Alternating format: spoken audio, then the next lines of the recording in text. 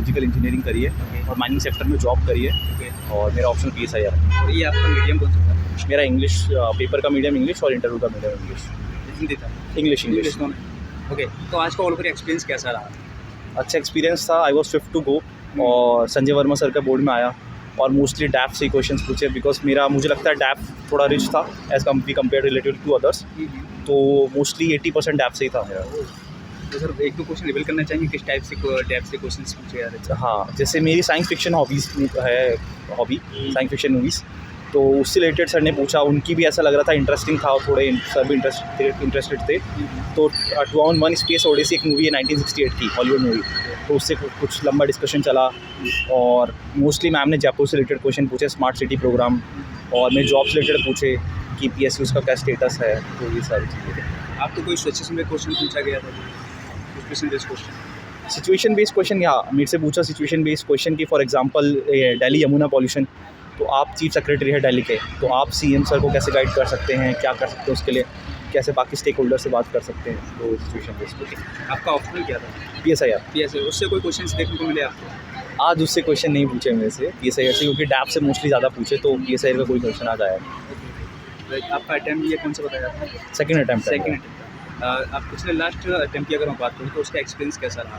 Last attempt मैंने mains लिखा था, मैं 720 मार्क्स से 21 मार्क्स से मेंस क्लियर नहीं हो पाया था। इस बार इंटरव्यू दे रहा हूँ। ओके, क्या लगा, कहाँ मिस्टेक हो रही थी?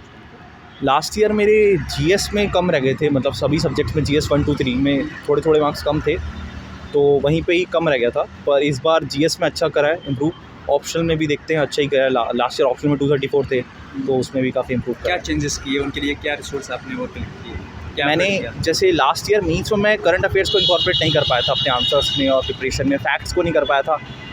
सिंपल लॉजिकल आर्गूमेंट्स लिखता था पर फैक्ट्स नहीं थे, वैल्यू एडिशन नहीं था। इस बार उस पर काम किया, ऑप्शनल में भी और GS दोनों जगह। यहाँ पर वैल्यू एडिशन की बात आती है, तो वैल्यू एडिशन के लिए क्या रिसोर्स आपके क्या थे? उसमें आपका क्या गूगल के कितने योगदान था? किस तरीके के आपके रिसोर्स थे? जैसे फर्स्टली मेरा टॉपर कॉपीज़ मेंस के लिए सबसे बड़ा वैल्यू एडिशन होता है। बहुत सारी नई चीज़ें टॉपर कॉपीज़ से मिलती है, चाहे कोई भी सब्जेक्ट हो, GS 1 2 3 4 या ऑप्शनल ऐसे।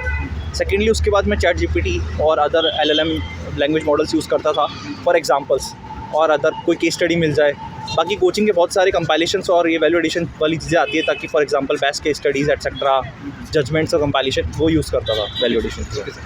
अभी 2025 का फिल्म्स आ रहा है और आप देखेंगे पिछले कुछ सालों से फिल्म बहुत ज़्यादा क्रिटिकल होता जा रहा है, तो अब क्या ऐसा रणनीति होनी चाहिए फिल्म्स के लिए, स्ट्रेटजी होनी चाहिए जो कि एक ईजिली क्रैक कर पाएँ, स्पेशल CSAT को लेकर और पेपर को? अभी जैसे 2 महीने हैं, तो CSAT अगर कोई स्टार्ट नहीं कर रहा है अभी, CSAT बिल्कुल करना चाहिए, क्योंकि 2023 ऐसा बिल्कुल CSAT आ सकता है। लास्ट ईयर फिर भी ईजी था, तो उसके लिए आपको टफ क्वेश्चंस पे जाना चाहिए, खासतौर पे नंबर सिस्टम और PNC के, और उसके लिए आप डिफरेंट सोर्सेज यूज़ कर सकते हैं। जैसे बैंक के जो एग्जाम्स में क्वेश्चंस पूछे जाते हैं उनको सॉल्व कर सकते हैं आप। उसके अलावा GS में आपको डेडिकेटेड MCQ सॉल्व करनी चाहिए डेली कुछ, और PYQs को डेडिकेट टाइम देना चाहिए एनालाइज करने के लिए कि ये पर्टिकुलर क्वेश्चन इस पैटर्न में उस टाइम पे पूछा गया, तो अब कैसा आ सकता है, और उसमें स्मार्ट वर्क करना चाहिए। मतलब रैंडम फैक्ट्स, जैसे एनवायरनमेंट में लोग बहुत ज़्यादा फैक्चुअल चीज़ों के पीछे भागते हैं, तो उनके पीछे नहीं भागना चाहिए। ओके सर, सभी को पता है कि UPSC के रिसोर्स क्या है, क्या बुकलेट है, क्या नहीं, उसके लिए अगर हम और क्या रिसोर्स और होने चाहिए जिससे कि हमें एक अच्छा आइडिया से मिल जाए कि ये इसके थ्रू हम एकदम किनारे पे चले? प्रीलिम्स में तो ऐसा जो स्टैटिक सोर्सेज है वही फॉलो करनी चाहिए, उनको मल्टीपल टाइम्स करना चाहिए। सर, यहाँ पर स्टैटिक की बात आती है, तो स्टैटिक कहाँ से कवर करेगी? उसके लिए क्या जो स्टैंडर्ड बुक है वहाँ से, या फिर अलग कोई और रिसोर्स वहाँ से कलेक्ट किया? स्टैंडर्ड बुक्स ही सफिशिएंट है, मतलब ये हैं। थोड़े रैंडम क्वेश्चंस आते हैं, पर वो आपको देखना पड़ेगा कि वो सबके लिए हैं उस टाइम पे, उस दिन, क्योंकि सबने लक्ष्मीकांत ही पढ़ी है, उसके अलावा कुछ भी नहीं पढ़ा है। तो उसका अगर वो क्वेश्चन है तो वो किसी का सही होगा तो स्मार्ट गैस वर्क से होगा, या फिर गलत हो जाएगा, या फिर कोई अटैम्प्ट ही नहीं करेगा। इसलिए स्टैटिक बुक्स को ही कंप्लीट करके जितना मल्टीपल टाइम्स आप कर सकते हो, और with MCQ practice with PYQs, तो फिल्म्स के लिए तो वही है। यहाँ पर हम एलिमिनेशन मेथड कब यूज़ कर सकते हैं फिल्म्स में? किस तरीके से हम यूज़ करें? बिल्कुल करना चाहिए आपको, उसके लिए प्रैक्टिस चाहिए, पर सफिशिएंट अमाउंट ऑफ प्रैक्टिस और PYQ होना PYQs चाहिए उसके लिए? हाँ बिल्कुल, PYQs को एनालाइज करना चाहिए। फॉर एग्जांपल मैं क्वेश्चन बता सकता हूँ आपको कि कुछ सालों पहले एक क्वेश्चन आया था डॉल्फिन्स के ऊपर, मतलब ये डुगोंग के ऊपर, क्वेश्चन आया था कि वो इंडिया के किस कोस्ट लाइन पे पाई जाती है, और वैसा ही क्वेश्चन आया था मोनोजाइट रिजर्व्स के लिए। तो क्वेश्चन वहीं से इंस्पायर्ड था, पर वो डिफरेंट सब्जेक्ट का क्वेश्चन है, पर इंस्पायर्ड वहीं से था। इस तरीके से आपको ट्रेस करना चाहिए PYQs को। ओके सर, आगे की अगर हम मेंस की बात करें तो मेंस का क्या और? मेंस का जैसे जो वैल्यू एडिशन आप कह रहे हैं कौन सोर्सेज, वो अपने शॉर्ट नोट्स ही होने चाहिए और उसके लिए आपको मेहनत करनी पड़ेगी। वो इवोल्यूशनरी प्रोसेस है, जैसे मैंने बताया अलग अलग सोर्सेज से अपने शॉर्ट नोट्स बनाइए, टॉपर की कॉपीज से और बाकी जो कोचिंग के मटेरियल रहते हैं, वैल्यू एडिशन के जजमेंट, सुप्रीम कोर्ट के जजमेंट, इस तरीके से, और न्यूज़पेपर करंट अफेयर, वो बहुत इंपॉर्टेंट है मेंस के लिए। तो वहाँ से आप इसमें न्यूज़पेपर, यहाँ पर न्यूज़पेपर यूज़ कर सकते हैं या फिर जो मंथली मैगजीन आती है वो यूज़ कर सकते हैं, कौन सा मतलब हमारे लिए बेनिफिशियल है? दोनों ही करना चाहिए, पर न्यूज़पेपर को डेली आप कम टाइम दे सकते हैं। जैसे इंटरव्यू के टाइम तो बहुत ज़्यादा टाइम देना है, पर प्री और प्रीलिम्स और मेंस के लिए आप न्यूज़पेपर को कम दे सकते हैं। डेली 1 घंटे में ही कर सकते हैं, आपको 1 पढ़ना है 2 पढ़ना है। उसके अलावा आप मैगजीन कीजिए, मैगजीन को डेडिकेटेड कीजिए। जो न्यू एस्पिरेंट इस फील्ड में आ रहे हैं, उन जो बिगनर हैं अभी, उनका क्या माइंडसेट लेकर इस फील्ड में आए हैं, क्या क्या माइंडसेट उनका होना चाहिए?